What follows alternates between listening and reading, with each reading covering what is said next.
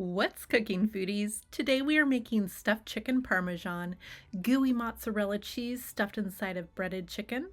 This is a dish you will want to make over and over. Here are a list of ingredients, and they can be found in the description box below. In order to bread your chicken, you will need a flour dish, an egg dish, and an Italian breadcrumb dish. To your flour, add Parmesan cheese and mix. Add a half a teaspoon garlic powder to your Italian breadcrumbs and mix.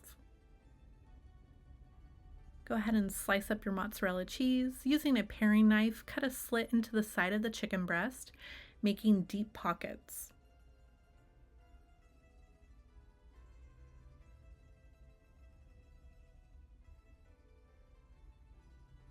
And they almost kind of look like a pita pocket. Stuff with a thick slice of mozzarella cheese and close pocket, pressing the edges of the chicken together. Salt and pepper each side of the chicken. Go ahead and dip your chicken in the flour, shaking off the excess.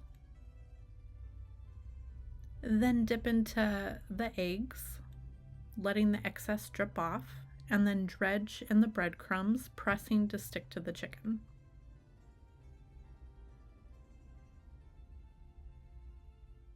Add 2 tablespoons of olive oil to your cast iron skillet on medium heat. Add your chicken and cook for 4 minutes on each side or until golden brown. Remove from heat and add your marinara sauce. Top with shredded Parmesan and sliced basil.